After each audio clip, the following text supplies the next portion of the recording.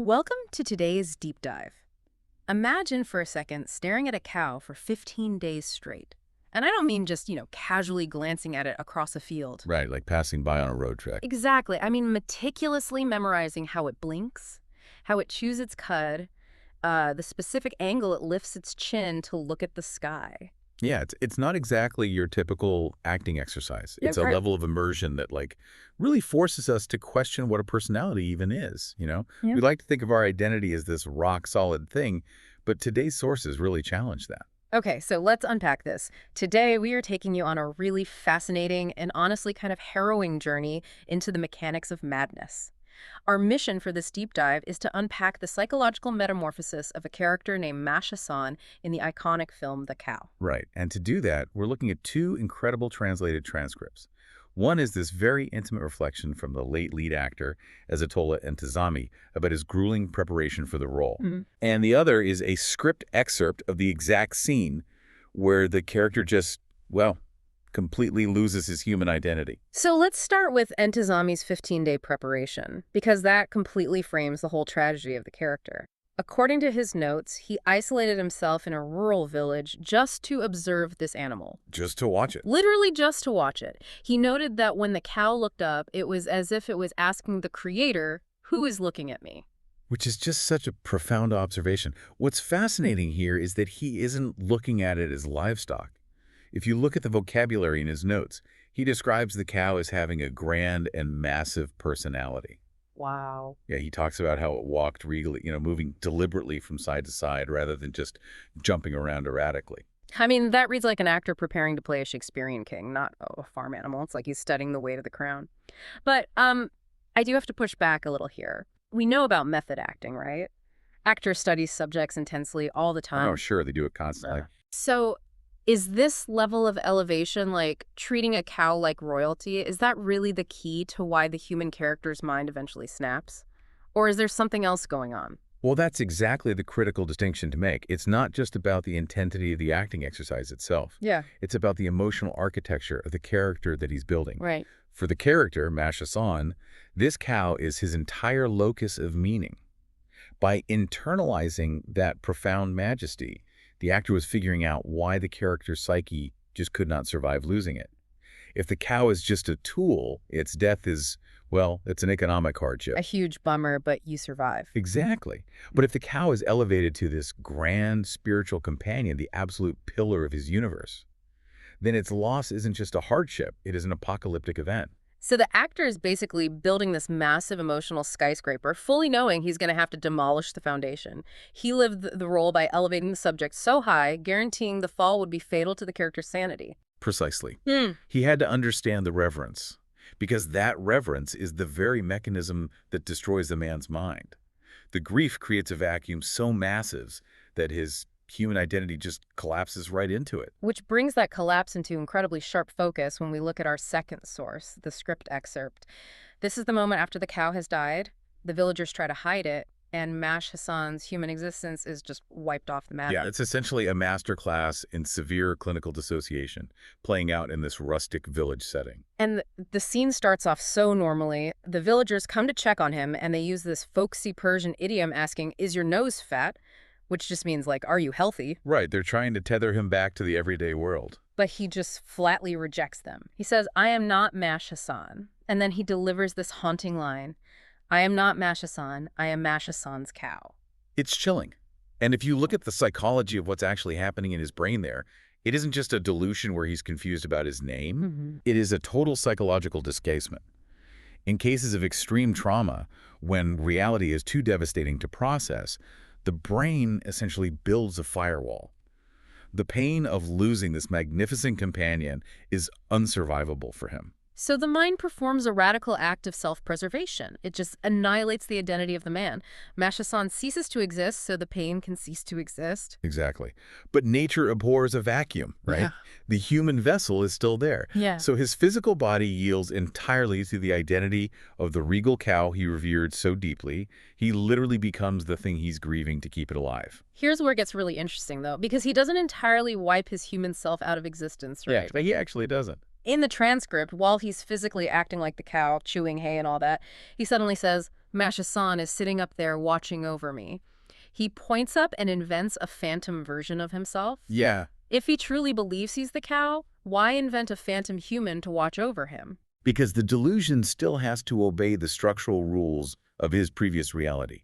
Even in madness, the mind seeks equilibrium. Oh, I see. Think about the dynamic he's relied on his whole life. There is a master and there is a cow. By becoming the cow, he escapes the human grief.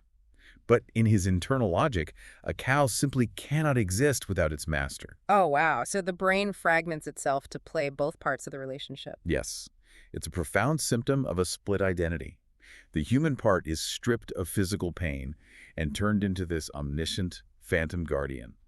It's a closed loop of delusion that perfectly mathematically solves his trauma. It is brilliant, but it is deeply, deeply heartbreaking. And think about how you'd react if you were the villagers. If your friends started chewing on hay and claiming to be a cow, you'd probably panic. So what do? They reach for logic. Which is completely understandable, right? When we face the irrational, we instinctively use rationality as an anchor. Yep. We think, if I could just show you the facts, your brain will fix the error. Right. They literally demand empirical evidence. They say, well, if you are a cow, where is your tail? Where are your horns? It's tragically absurd. It really is. It's like trying to troubleshoot a shattered computer monitor by updating the software. You can run all the logic programs you want, but the hardware is physically broken. Does pointing out a lack of horns ever actually work in these situations? Clinically speaking, almost never. And it often actually exacerbates the trauma. The reliance on logic shows they fundamentally misunderstand what a severe mental break is. They're treating a psychological death like a cognitive mistake, like he just got a math problem wrong. Precisely. Logic requires a shared baseline of reality. If we agree gravity exists, we can debate how fast an apple falls. But they're no longer in the same dimension of reality. Demanding physical proof like horns and tails is just meaningless noise to him. But they don't stop there. And this brings us to a villager named Mash Hassan, who thinks he has the ultimate logical trap. But before he springs it, we need to talk about the Bolouris. Ah, yes, the Bolouris. They are a crucial piece of this psychological puzzle. From the dialogue, we learn they are a known, lingering threat to the village. A rival group of sorts. Right, and the villagers actually use them as a scare tactic earlier in the scene. They do. They try to appeal to his survival instinct. They tell him, look, stop saying you're a cow, because if the Bolouris find out, they'll raid the village, steal you, and cut off your head. Again with the logic, they're feeding him variables of danger, like pretending to be livestock gets you slaughtered. But you can't inject logical threats into an illogical mind and expect a rational outcome. A severely traumatized mind is in fight-or-flight mode, constantly scanning for threats to justify its internal terror. So his brain just absorbs that threat right into the delusion. Exactly. He doesn't think, oh, good point, I should act human. His brain eagerly accepts the terror. Which sets the stage for Mash Hassan's grand intervention. He steps up and lays out this timeline about a well. He says, yesterday at noon, we found your cow dead, and we threw it into the well in the yard. That's the premise, yeah. Then he delivers the knockout punch. He says, if you are the cow, you should be dead at the bottom of the well. Since you are standing here, you must be Mash Hassan. It's a perfectly constructed syllogism. The cow is in the well, you are not in the well, therefore you are not the cow. It's airtight. The others even swear on prophets to back him up, but instead of Mash Hassan snapping out of it, the trap completely and spectacularly backfires. It backfires because a paranoid, dissociated brain synthesizes information differently. He takes all these inputs, the threat of the Bolouris, the beheading, and now this aggressive group talking about a dead body in a well. And his brain connects the dots in the most terrifying way. The logic about the well convinces him that his own friends standing right in front of him are the Bolouris in disguise. He just sees people cornering him, talking about slaughter in wells. His mind overlays the Bolouris threat onto his neighbors. He panics completely. He screams, oh, Jesus! The Bolouris have swarmed here. They want to throw me in the well and cut off my head. The very attempt to cure the delusion became the exact trigger for his persecution complex. The logic didn't break the delusion, it just armed it. And then, in what is undeniably the most devastating moment, as he believes he's about to be slaughtered by his friends, he doesn't even fight back. He cries out to his phantom human self. Yeah. He yells into the sky, Mash Hassan, come help your cow! Come help your cow! It is absolutely chilling.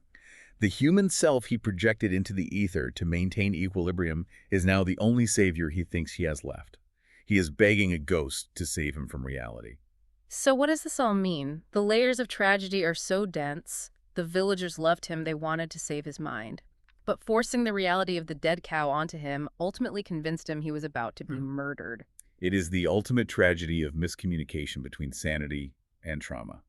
And if we pull the lens back to our first source, to Entezami the actor, we finally understand the immense emotional toll this took on him. Yeah, in his translated reflections, he confessed he couldn't hold back his own tears filming the scenes with the well. Because he spent 15 days internalizing the majesty of that animal. He understood what the well represented to the human character. He felt it in his bones. The absolute, irreversible end. Exactly. Not just the physical end of the animal, but the psychological end of the man's connection to the world. Entezami wrote that he thanked God he survived the emotional toll of the role. You can really feel the residual trauma in his words, the psychological weight of carrying that grief, becoming this grand creature, only to experience the terror of being hunted by your own community. It's staggering to think about what that requires of an actor's brain. It requires profound empathy. To play madness accurately, an actor has to dismantle their own logical reality to build a broken one. Entezami succeeded because he understood the madness wasn't random noise. It was a fiercely defended alternate reality built entirely out of love and grief. A fortress that the well-meaning villagers were trying to tear down with their bare hands. We've really gone on an intense journey today, from an actor studying a cow's regal dignity to a man whose friends inadvertently become his executioners in his own mind. It's a profound exploration of how ill-equipped we often are to help the people we love when their reality fractures. It truly is. I want to thank you for taking this deep dive with us today. It's heavy material, without a doubt, but so rewarding to explore how art maps out the darkest corners of the human condition.